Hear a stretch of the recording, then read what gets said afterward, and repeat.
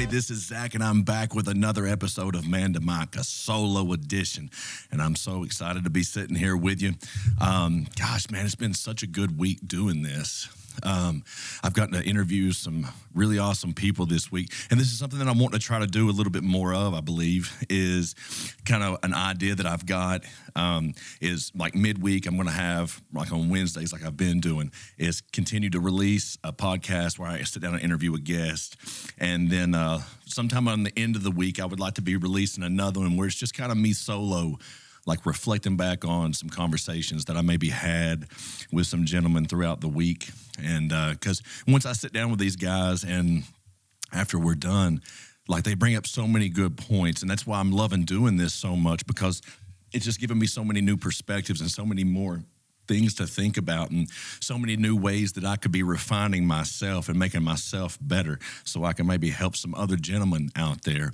And it's also crazy to hear like how many guys have been stepping into the chair and sitting down and be like, man, I don't really have anything to talk about. I don't know what I'm going to talk about. I don't really have a story that's like yours or a story that's like this person. And it's like, then they start talking and it's like, man, you definitely have a story, bro. Like so many guys just sit there and discredit themselves, and they think that because like nothing crazy tragic has happened, or they haven't been to jail, or they haven't been in addiction or something like that, that something crazy and major hasn't happened in their life, and that maybe they've been changed and influenced and it's affected the way that they are, maybe some more subtle things, maybe some long-term things that's just built them and developed them into who they are today. And that's okay. But the thing is everybody has a story. Everybody has something that they can share. Everybody has something that they can learn from somebody else. And it's been so amazing to sit here with some really amazing gentlemen in this last week or two, especially, and just, man, have them kind of pour themselves out. And, man, it gets so raw in here. And that's one thing that I love about this so much. We're just sitting here kicking it in this chair. And, you know, everybody's usually a little tense at first. But within the first few minutes, everybody kind of eases up and we kind of get into it. You forget that the camera's even here. And, man, it's just me and another gentleman sitting face to face and having some honest conversation. And, wow, it's incredible. This is so therapeutic. It's just, man, I can just sit here and be free. And I know I've said that before, but I'm gaining more and more freedom, I feel like, right here. It's a beautiful place to be. And I would love to have more of you sit here in my chair. I cannot wait to sit here and do more of this and to just grow with you all, man, and build a community with you all. Like, there's so much potential to this, and like the ideas are just flowing right now of all the opportunities and ways that we can be impacting some people with this platform. And that's all I really want to do. Like, I just want to impact some people. I feel like I've been through way too much in my life for God not to use me to maybe just share my experience, strength, and hope, because I have been through quite a few things in life. And looking back now, I'm grateful for all the things that I've been through, because it does give me so many unique opportunities to reach out to so many different people and maybe just offer a little bit of experience, strength, and hope. So if I can just help a few people, then every struggle has been well worth it. Every struggle's been well worth it anyway, because it's molded and shaped me into the man that I am. And but, man, I think my biggest struggle right now, personally, I got a few of them, though. And but I sit here and I talk to these gentlemen, and it makes me sit there and think about my own struggles a little bit more. It makes me more self-aware of everything that I'm doing and how I'm acting and what I'm saying and how I'm treating people. And it just keeps me grounded and keeps me level. And one of my big struggles right now is like my spirituality in a lot of ways. And talking to a guy yesterday, talking to Chris Bolton, let me tell you about this interview I had yesterday with Chris Bolton real quick. His interview probably will come out next week, but it might even come out tomorrow, because I got to be real honest, it was powerful. And honestly, you might even see it before you see this, so it won't even matter. But I'm just saying, it's just powerful. So me and Chris had sat down on a recording a couple of weeks ago. He was like one of my second or third guests, I guess, maybe third or fourth. But anyway, and we had an awesome conversation. But I felt like it was really kind of forced there a little bit, you know, because I'm new to this. I've never been a podcast host. I've never just sit here and interviewed people before. So there's a lot of learning curves going on here. And I'm definitely getting more comfortable with it, I feel like. But there at first, it's, you're trying to ease into conversation. You're trying to, I don't know, just kind of navigate this thing. And for about the first 30 minutes or so, I felt like it was just a little bit forced. Like we kind of took a little bit too long to really get into the meat and potatoes of the podcast, I feel like. And then by the time that it was starting to get good, I had kind of cut him off because I was trying to maintain this algorithm so we can try to get this channel to grow a little bit. And I was trying to keep videos between like 45 minutes to an hour because I think, from what I hear, that maybe helps an algorithm. But at the end of the day, I don't really care about an algorithm because this thing is raw and it's organic and it's natural. And if it's meant to be and it's meant to grow and it's meant to flow, then God will produce that. And I have no doubts about that. And so anyway, I get done with Mr. Bolton's interview, and it went well. But like I said, I felt like I cut him off, and I felt bad for that right after that because, man, it was getting so good. And I'm sitting here trying to maintain an algorithm. And so I was going to bring him back for like a part 2. Well, then I go in to start editing, and I lost 2 sets of audio from 2 different podcasts, and his was one of them. And I reached out to both people. I'm still waiting to book with the other guy again. And but Bolton was able to come back on pretty quick, man. But from the time that I lost Bolton's, I was just like, man, maybe this is a God thing. Maybe this is, I don't know, because I just felt like he had so much more to offer. And, man, we were sitting there yesterday, and as soon as he sat down, he was like, man, I've been in a tough headspace today. And I was like, yes. Because I knew, like, I just know Bolton a little bit, and I just knew that it was about to get good because that guy knows how to get raw, and he knows how to just talk about some things. And that's what we need more of on here, some people that's just willing to get raw. And God, I felt like I had been to church by the time I was done. And I know it sounds crazy because, we use a little language, and I'm not the type of Christian that fits into a box. And that's part of my problem, I feel like. It's where I'm struggling with my spirituality a little bit because I confine myself to a box for so long in Christianity, and it became to my own detriment, I feel like, because I was just trying so hard to kind of check off these boxes. And for a long time, I was preaching. Like, I was behind a pulpit preaching, like, quite often, different churches and just different places. I had a lot of really cool opportunities. But somewhere along the way, after I've been doing that for about 3 or 4 years, I started feeling like I was missing something, like something just wasn't sitting right. Something just wasn't deep enough. Something wasn't just, I don't know. I felt like it was all just so shallow. My belief system was so shallow. My relationship was so shallow. Everything just didn't feel right. And then I started paying attention to some things that I was taught in the church and always told about in the Bible and stuff. And as I started reading and studying the Bible a little bit more, I started realizing that a lot of these things weren't even in Scripture. And it was like kind of like these traditions or these sayings or these things that we had just developed over the years, but it's become gospel doctrine in a way. And so it just didn't sit right with me. So one January, I sit down with my Bible, and I was like, I'm going to forget everything that I think that I know and everything that I've been taught, and I'm going to see what this book says at face value. And it changed my life and how I saw Scripture and how I saw Christianity, because it was so radically different than the Christianity that I had been raised in. This Christianity was much more loving and forgiving. It was a lot less judgmental. The Christianity that I found was much more liberating. It was much more free. And I don't fit into a box. And I have this really weird relationship, I feel like, with God, because I feel like I should still be confined to that box. But there's still clear evidence that he deals with me. And even though I'm a super flawed dude, like I have so many flaws, so many character flaws, so many issues that I try to deal with and things that I try to suppress and change about myself. And then some things I just can't. And sometimes I just beat myself up over it because, I don't know, I just feel like I'm failing miserably at this Christian walk. And I am in a lot of ways, in so many ways. But I've got to get back to my spirituality, and that's the problem. I got to step away from Christianity, and I've got to start following Christ, and that's my main problem. I feel like right now is I got to just find that raw, organic, that raw. Just God, I just need Him, and like just go out and love people and take care of people, and don't be so concerned and caught up in what other people are doing and other people's sins and stuff like that, but just love people. Jesus wasn't very mean. He wasn't very condemning. He wasn't very rude. He wasn't very crude. He was very to the point. He was very forgiving. He was very loving. He was very accepting. There was so many things that Christ did that really kind of goes against Christian culture in America, I feel like. And, them things just don't jive with me very well. And I struggle.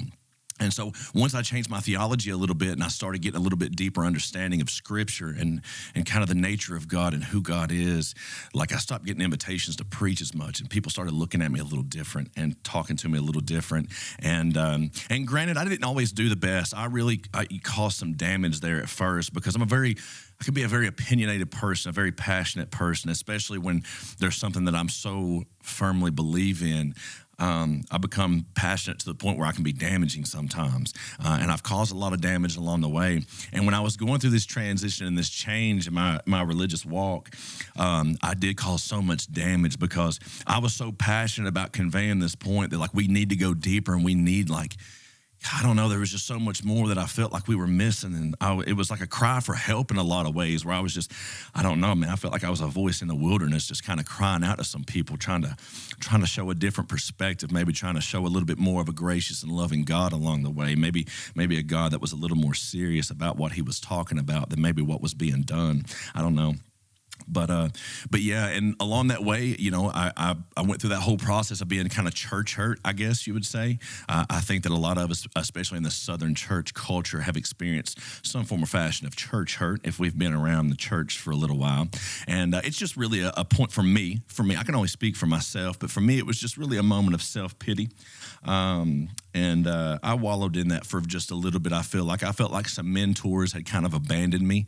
I felt like some people that were helping me along the way kind of dipped out on me and stopped trying to counsel me and kind of started coming at me. And I didn't respond well to that, and I've tried to make some amends for those things.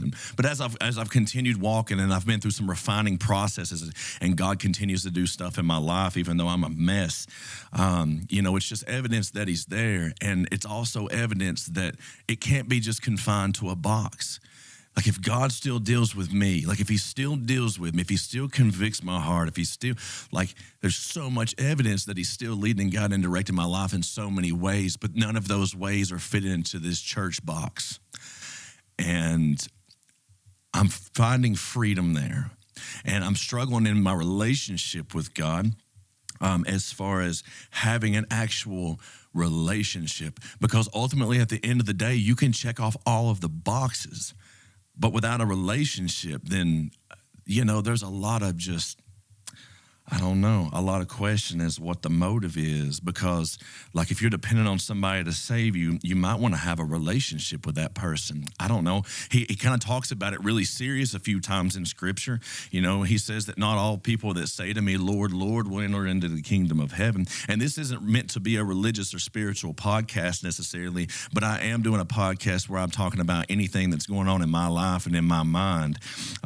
Because if the Lord blessed me with this platform, I got to give him the freedom to speak when he would like to. And so even though it's coming through a very flawed person, I appreciate you taking the time just to listen to me about it for a second, because it is a struggle of mine. It's a struggle that I deal with every day. It's a struggle that affects me every day. It affects how I feel and my emotions and how I respond to people, because sometimes I can get caught up in wallowing in my sin a little bit and wallowing in my self-pity, and it kind of affects my mood when all I really have to do is just totally surrender to the lordship of Jesus Christ.